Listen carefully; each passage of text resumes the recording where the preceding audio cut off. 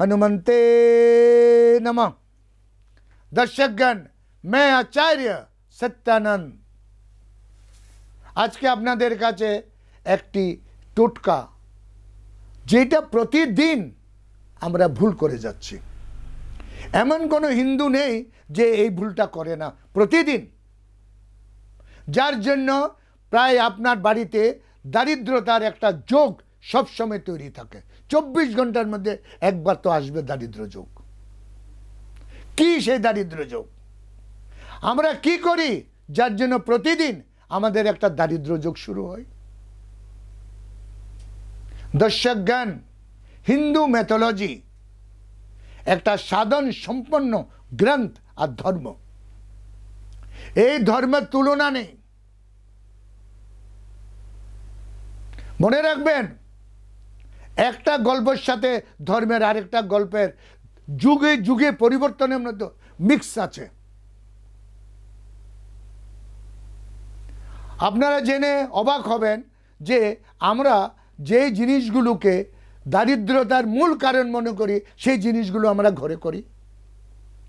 ধর্ম জানি না তাই, মেথোলজি জানি না তাই, শাস্ত্র জানি না তাই অজ্ঞানতাতে আমরা ভরে আছি।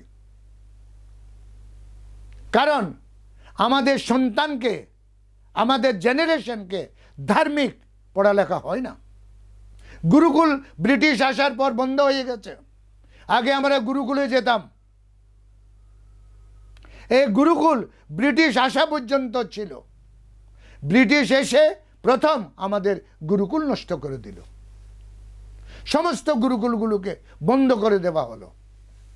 एरपरे शासन जखन बदलेছে তারপরে এই যে গুরুকুল বন্ধ হলো, এই গুরুকুল আর কখনো ওপেন হয়নি।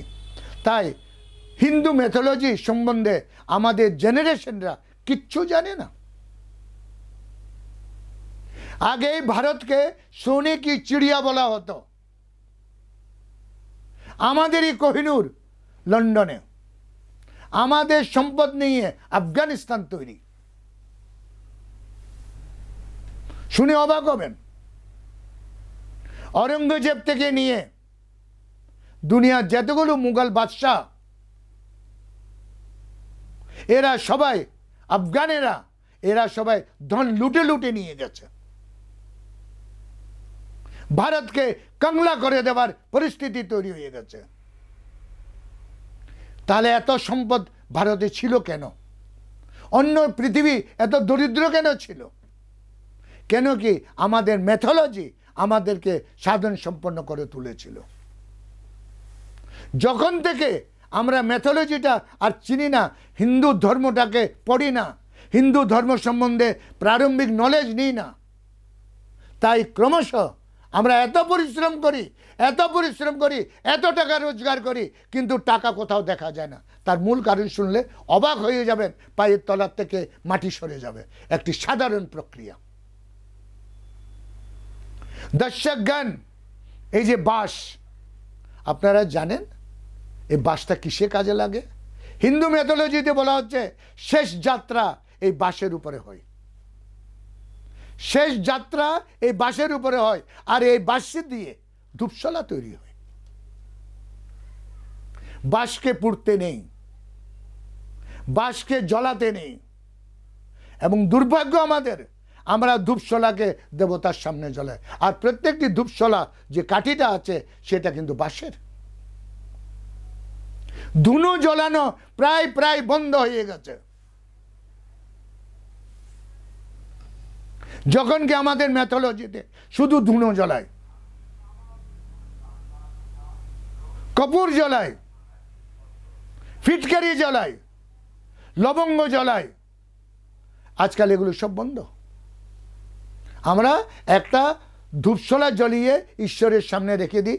যেই বাঁশটি আমরা আমাদের মৃত্যুর পরেও আমরা জ্বলাই না, যে বাঁশটি জ্বলানো ধার্মিক স্থানে কঠোরভাবে মানা, কঠোরভাবে হিন্দু শাস্ত্রে মানা যে বাঁশ জ্বলাবেন না, বাঁশ জ্বলালেই দারিদ্রতা আপনাকে ধরে নেবে। তাহলে ধুনো জ্বলান, অথবা আজকাল আপনি দেখবেন অনেক দিন থেকে অনেকগুলো জিনিস ধূপের পরিবর্তে তৈরি আছে, ধুনোর পরিবর্তে, আগরবাতির পরিবর্তে। ধুনো জ্বলাবেন, আগরবাতিতে না জ্বলিয়ে আগরবাতির পরিবর্তে পিওর পিওর ধুনো পাওয়া যায়, কালচে রঙের হয়, জ্বলালে পুরো ঘর আনন্দময় হয়ে যায়। দর্শকগণ, আজকের পরের থেকে সন্ধ্যাকালীন অবস্থায় যখনই আপনার বাড়িতে সকালে যখন ভোর হবে, যখন ব্রহ্ম মুহূর্ত হবে, ধুনো জ্বলাবেন। ধুনো যেটা আমরা আরতি করি, আর সন্ধ্যাকালীন গোধূলির সময় আপনি ধুনো জ্বলাবেন। আমার এটি দাবা, আমার 100টি টোটকা একদিকে আর এই টোটকাটি একা একদিকে। আপনাকে আমির হতে, আপনার বাড়িতে পজিটিভ থিঙ্কিং আসতে, আপনাকে সচ্ছল অবস্থায় নিতে পৃথিবীতে কেউ আটকাতে পারবে না। আপনার গরিবি এখানে শেষ, আমিরই শুরু। দর্শকগণ, আজকে আমার সময় এখানে শেষ। কাল আমি আবার আসছি আপনার কাছে আরেকটি টোটকা, সাধারণ টোটকা নিয়ে আপনাদের কাছে। করুন আর নিজেকে প্রতিষ্ঠিত করুন। ওম হনুমন্তে নমঃ।